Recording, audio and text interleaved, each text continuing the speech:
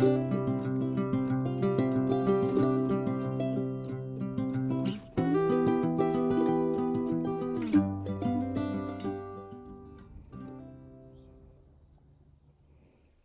everyone, welcome back to my garden. In today's video, I'm going to do some fall tasks. I'm going to tackle my cut flower garden behind me. It's time. It's, the end of the first week of October. The weather has drastically cooled down, which is so pleasant to work in versus I think I was complaining last week about the heat. And so we've gone from mid 80s to almost 90 a few days ago, and now it's dropped down to the low 70s, high 60s, and looks like it's going to continue to do that. And our evenings are in the low 40s. This is all Fahrenheit, so I guess that would be, it's gone from 30 some Celsius to down to the 20s. So it's definitely pleasant for fall gardening. I've got my rose gloves here in case it gets a little bit deep and cumbersome with the cut flowers as I take them out. And I've got my Japanese knife over here, my new gloves that Greg got me for one of my birthday gifts that don't look new anymore because I've already used them. I think he thought they were leather, but I don't know that they are. I think it's that, faux leather, which is fine because then I can wash them. And I've got my iced coffee, and behind me right here is the kitchen garden, and I need to get at some of these golden tomatoes under this obelisk, but you can see there's a lot of green tomatoes still. But I'll definitely do some harvesting today as well. But the main thing is that it's time for me to start taking down my cut flowers, because I got my huge order from Color Blends. I've never ordered from them before, but I shopped around online as well as Costco and so forth. And my big order is coming from Color Blends. It's a wholesale online company I'd heard about through other YouTubers, so I'm excited about that. And I think I'm going to do at least 2 raised beds full of tulips that maybe I'll be able to sell next spring. I'm hoping if I can get some refrigeration. And today I'll also take you through what cut flowers I plan to repeat and not repeat as I go through it all. So thanks for joining me today. So we're pretty much in full sun, but it's cool enough. I've got layers on, so if I get too warm, I can always take the sweatshirt off. So these first 2 beds are, this side I direct sowed a ton of filler flower. The amaranth that you see pretty large here was planted with little seedlings that I started under grow lights indoors. But the bachelor's buttons and feverfew and I think I did a bunch of filler. I have some poppies in here, some spider webs. It's a purple spike.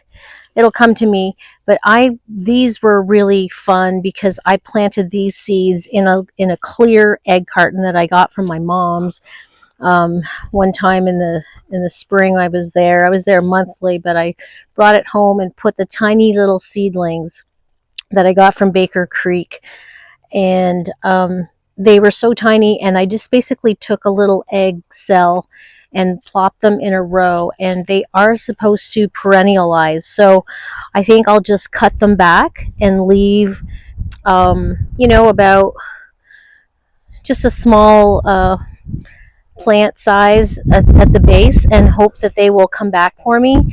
I did that last year with snapdragons in my last 2 rows. I left a lot of debris of snapdragons because I know they come back for some people, but they didn't for me last year. So my snapdragon beds, I might be able to harvest some, but I might be able to just clean that up very soon. Maybe not today, but that beds will start from scratch. I will put seedlings down in April because they can handle a little frost. So I'm really trying to plan out loud right now, because this side bachelor's buttons repeated.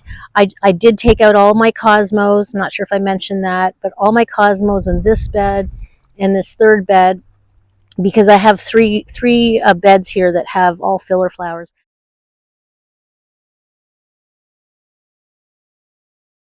I've taken them out. They're definitely an annual, but I see some poppy seeds, seedlings here that are looking nice. I'll leave those.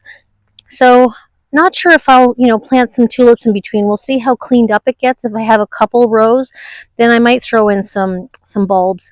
But definitely the zinnia bed we're going to take down, tackle today, and I will plant some tulips in there. So one thing I do have to do is remove this screening that I put up here for the first time because the rabbits were so bad last year and particularly this year. You can see here, as short as I am, it's really hard for me to get in here. I mean, I can try. We'll see there's a lot of worms in here. It's so nice. We'll see. As I clean up, I'll be able to tell how far I can reach to plant bulbs. And I won't be planting bulbs today. It's not cool enough yet. But my goal is to definitely get my bulbs planted before the end of October, because then I'll be heading to Toronto again to hang out with my mom, see how she's doing and all of that. So let's just get started.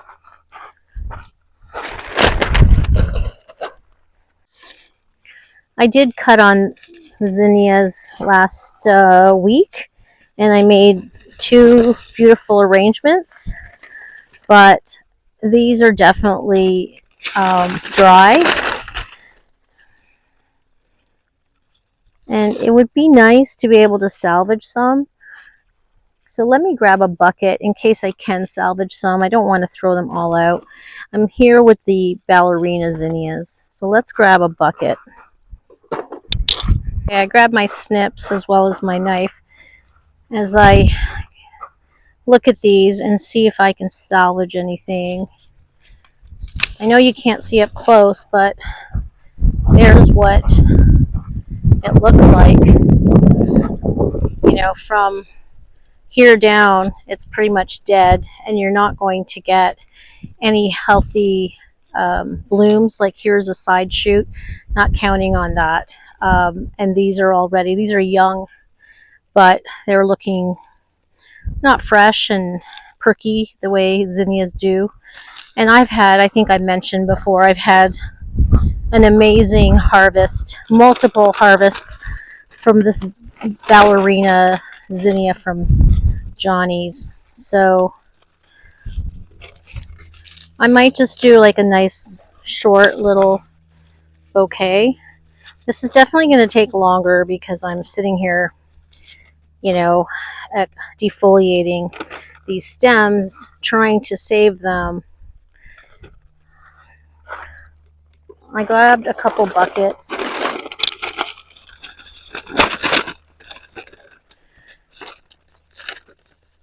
I've definitely had some short stems and some long stems of ballerina.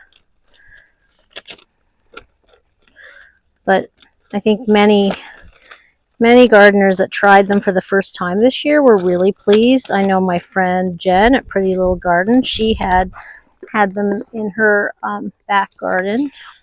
And when they're so short, they basically fall into the water and won't survive.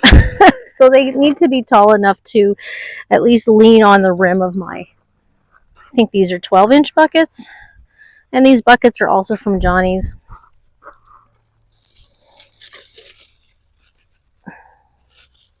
Probably going to shed a layer because being in the hot sun here, it's warm. Let me know in the comments below what your fall gardening is looking like. Have you started pulling out your annuals? I'm sure that depends on where you're gardening from. But we've definitely had an extended season, a warm fall to date. As I mentioned, this is probably the first few days, couple days that we can truly call fall. I wore a jacket for the first time last night in the evening.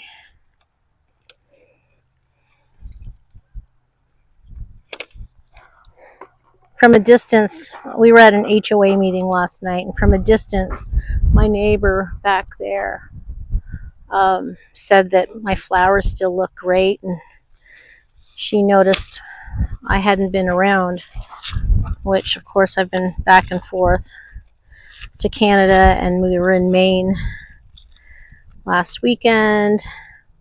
So, oh, this one is really brown underneath. That's not going to make it. So I'm just going to keep cutting them a little shorter so that it makes it easier as I'm,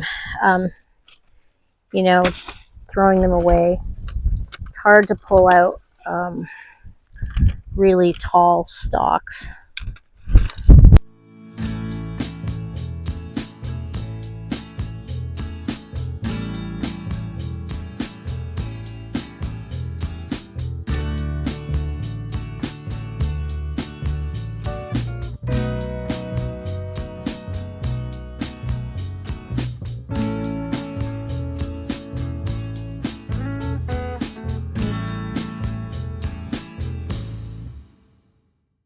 I'm really fortunate because I've seen a lot of other channels talk about their zinnias being done a while ago. So I've definitely maxed out the lifespan of my zinnias this year. So speaking of what I'm going to do next year, not do, I've already ordered and received my Johnny's seed order, and ballerina zinnias are in that yes, I will repeat group. So I've got those. If you're interested in me going through my seeds planned for next spring, let me know in the comments below. I usually do that closer to when it's time to actually do that. So when zinnias are something that I start much later. Aw, bumblebee, leave that alone, Anne. But it's just really heartbreaking, honestly, to do this now. But I need to get a handle on it because, fall typically we get a lot of rain, and it might rain over the next couple weeks. And so I want to just take advantage of this working weather, pleasant working weather.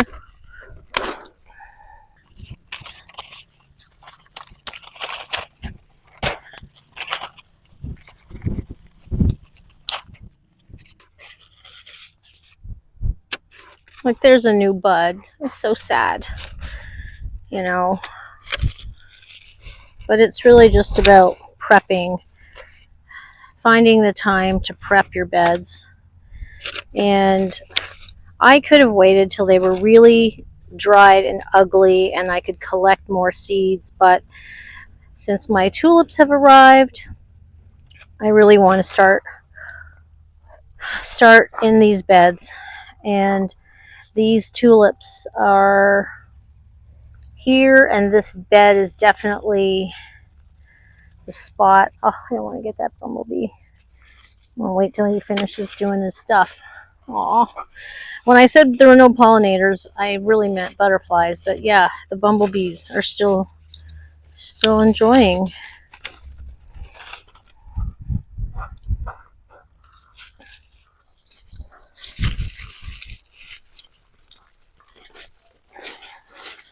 And you just really want to take advantage of the time when it's not super dry.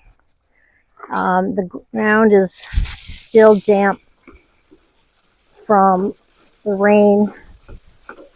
I'll take a look at the rain gauge. I think we got a good, gosh, close to 4 inches, I think. So I try to, when I pull out the soil, the roots, I try to break away the soil. My beds are full of fresh compost every season. And if you've seen my previous videos, typically I pull out, or I put in fresh bags of compost in early spring. And that's part of my prepping of beds before I put, fresh seedlings in the beds. But since I'm doing tulips this year in these beds for the first time, I'm strongly considering doing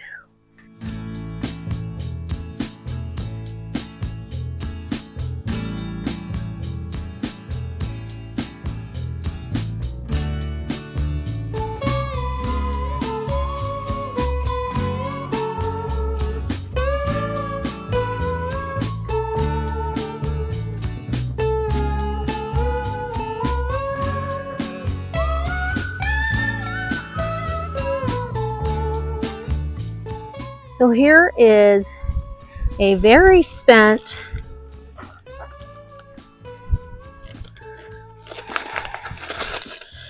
very dead, I think, is ballerina zinnia. So let's look at this up close.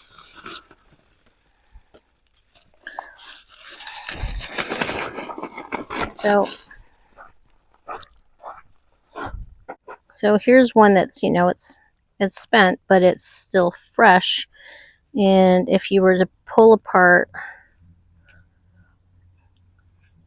the petals and see the seedlings, how they're still green, grayish green, and still tender, not dry, not good for saving and germinating for seed starting. This really spent bloom, however,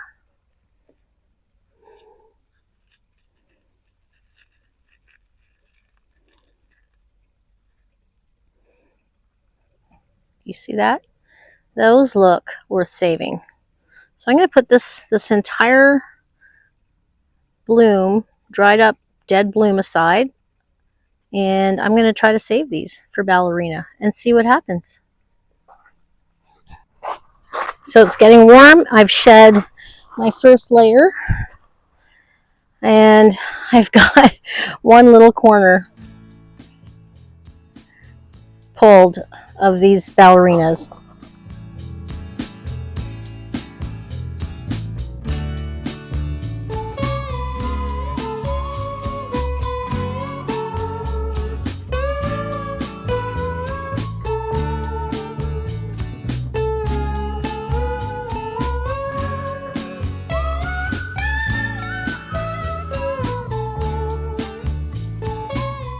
This one here is, you could tell these are like fourth and fifth. Like this one here might be okay, but it's kind of sad looking, a little bit turned down.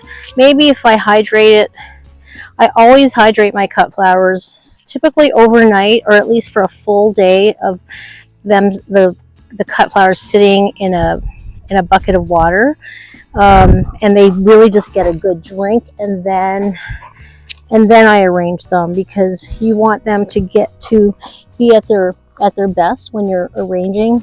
In other words, get enough of a hydration, a good drink. So we'll see. I'll show the bucket that I harvest.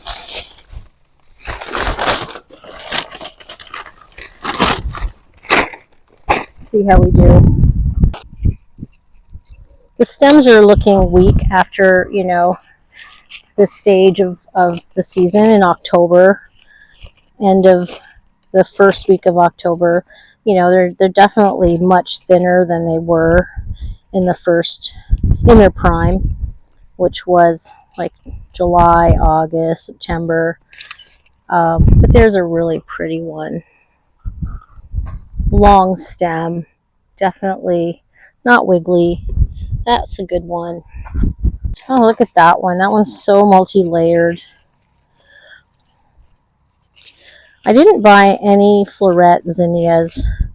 How about the rest of you? I know I saw this year she didn't sell her her seeds, and I did get a notification when she was selling them for next season, pre-orders.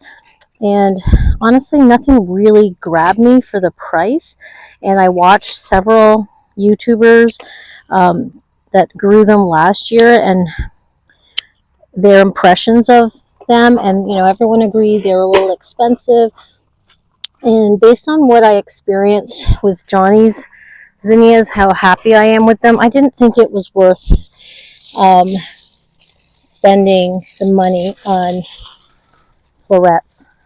I think Johnny's have done a great job to, you know, breed these pastel, unique shades. I kind of regret not buying the Aurora. I watched our flower farmer in New York. She was harvesting her Aurora zinnias, and they looked so pretty. But I thought, you know, I've got Benary's Giants and Ballerina, and I always have too many. So I just, you know, I think my order from Johnny's was just about $100, which was plenty, maybe less. But look at this lovely grouping right here.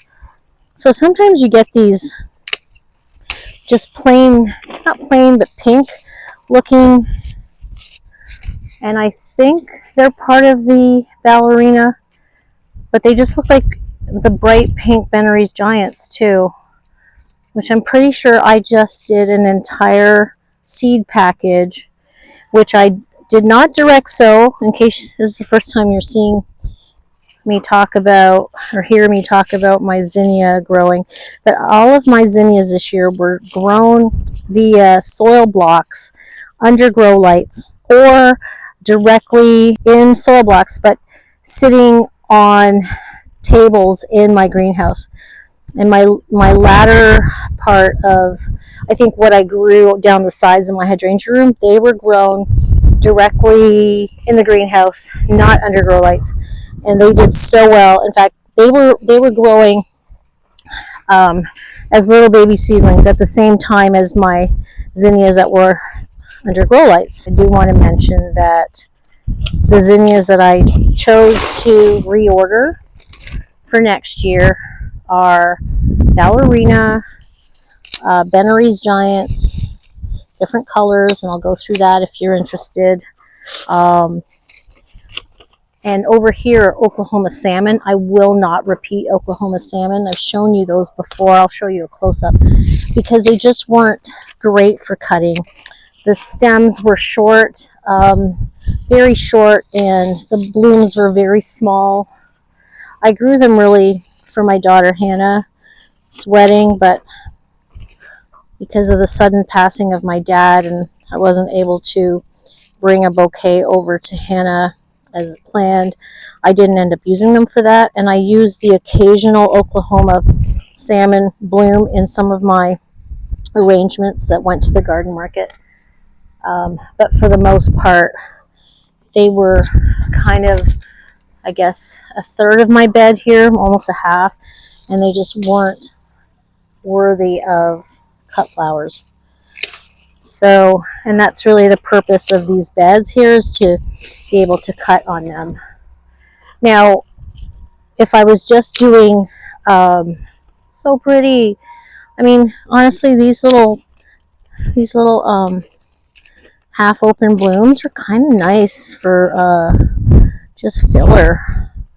So they won't bloom in the vase because they're, you know, they're not developed. Zinnias you want to pick for cut flowers when they're fully open and they are not wiggly like this. But I kind of like that these are pink in the middle and lime green on the outer, so I'm just going to use them for that as a filler because they don't have that much in the way of fillers. So let's just experiment with that. So let me just show you what it looks like so far, so you can see, if you're wondering why I'm doing this, is it too soon? You know, I want you to see close up what the stems look like on the inside now that I've removed part of the bed. Here's the way they look.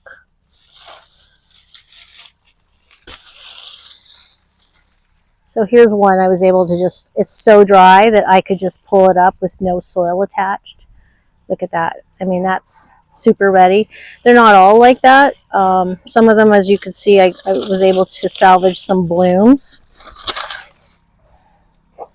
But for the most part, like none of these are salvageable for a cut flower to put in a vase. So I'm just, you know, yanking it out. And thank goodness, like they're coming out really easily. But I have to just sort of break them so that they fit in my lawn and leaf bag that will get picked up by the city. So I've got at least a third, more than a quarter, closer to a third completed here in the zinnia bed, and I wanted to show you next door to it this bed that was supposed to be another zinnia bed, but I had started too many seedlings, so they had a lot. This was half a bed of cosmos, which I've pulled out completely probably a day or two ago because they were just falling over and completely dried up. And I had some leftover seedlings that were growing in the greenhouse, and I plopped them in here for late summer, and look at them right there next to some African daisies, and nasturtiums in the corner still doing okay. So you can see all the empty spots were from cosmos, and I've got new zinnias coming up, so they will possibly bloom for me before our first frost. Typically, if you look up my zone in northern Illinois, it usually says anywhere from mid to late October, but in the last couple of years it's been closer to Halloween for first frost. So I'm hopeful that those will bloom out for us, those late zinnias that went in the ground. On this side, I forgot last year that African daisies were later in the summer. I direct sowed African daisies last year in containers, but I can't recall if these were direct sowed, probably, and they are, you know, nice and late. It's October, and these are really new blooms, some spent ones for sure. And ageratum are continuing to push out, so I'm going to cut what I can of ageratum before I pull those out. I had so much ageratum that there's some weeds down here, that I pulled, or that I planted in my front beds. So they're a nice landscaping flower. They weren't that tall for me, this variety, so I've bought my ageratum this year from Johnny's, and I can put the name down below, or we'll talk about them when I go through my seeds more in detail.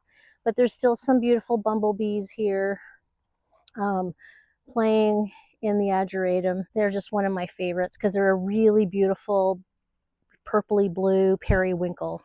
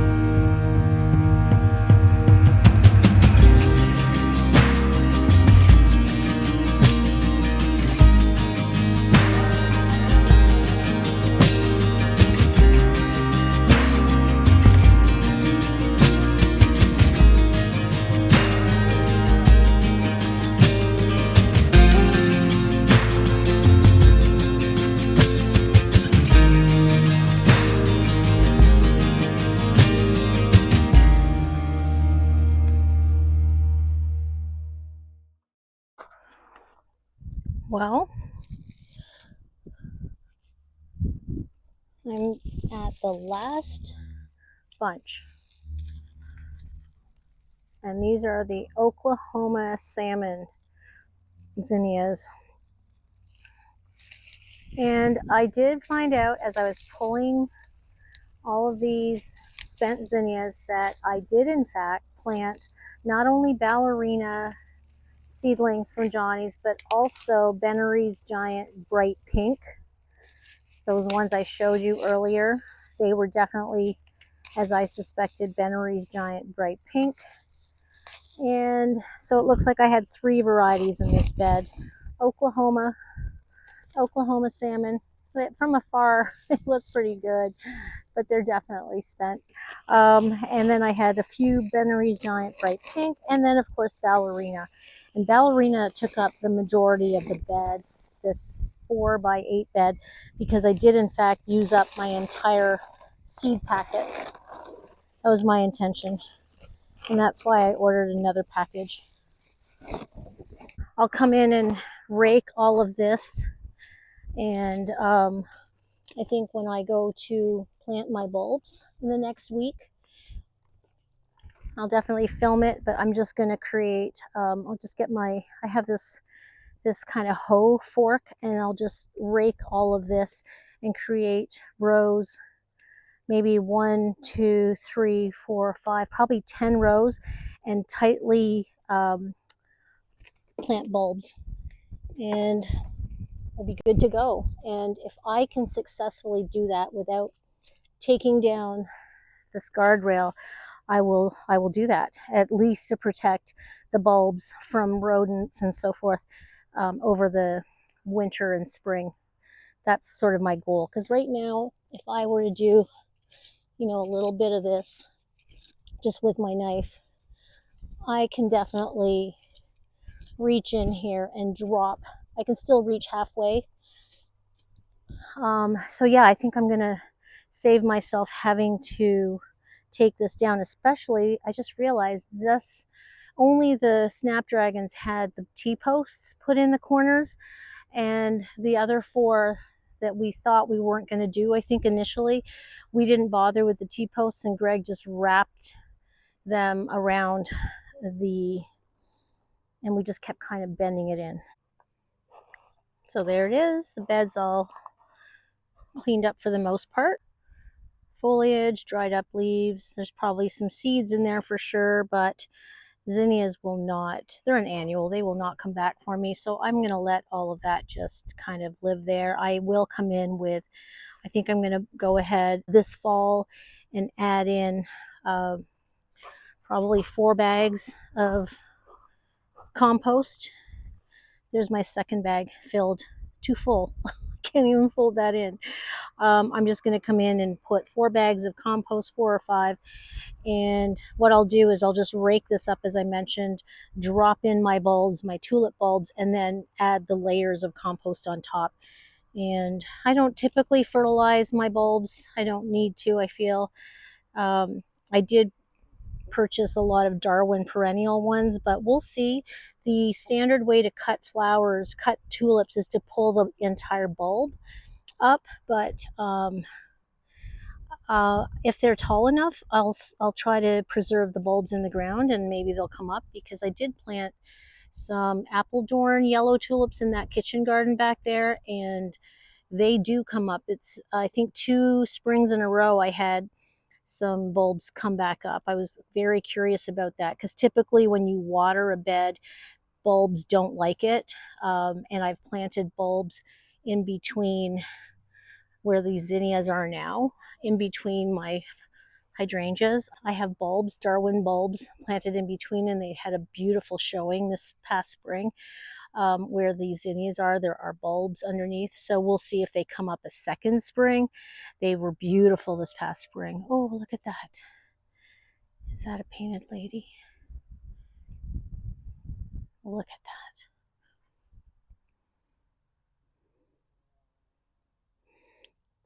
that. I've had beautiful visits here So I'm not tackling these yet. Maybe these ones that I have cut, like look at how bent those are. I might tackle that bunch. But I can definitely come in here and spend another day just doing this, but I will wait until probably tomorrow morning because it'll be shaded in the morning and it's just getting really warm. So definitely some of these are done. And I won't be planting more tulips in here because I'm hoping that the Darwins, which are usually very good at perennializing, I won't be planting tulips here, but I will be planting, look at this, how sad it's looking. And the bench back there is there because Greg just mowed the lawn on Sunday and always we forget to carry it back, and it's kind of heavy. It's one of those polywood benches that's heavier than the set we have on the HDPE set that we have on the patio. This is an actual polywood bench and it's heavy. So there's a bed. Getting back to that, we digress. And I'm going to go ahead and plant some tulips in this bed too. So at least the middle beds have tulips. We'll see how far the 300 bulbs go. But look at these zinnias. They are going to pop soon. Look at those beautiful African daisies. So for the next week, I should have still some little posies, bouquets, and I really want to make a bouquet. I'm not sure if I'll have enough, but I will put together a bouquet. We'll try today to bring a bouquet to my new neighbors back there. I wanted to put together a bouquet to welcome them to the neighborhood. But in the meantime, I hope you're all enjoying your fall and enjoy this little video of cleanup. It's getting long, but look at my tomatoes. I need to harvest these. I've had a little bowl of cherry tomatoes on a weekly basis, but now we've got these beautiful, some of these are done, but there's some gorgeous tomatoes there that we need to harvest. So thanks for joining me, everyone. We'll see you next time. Bye-bye now.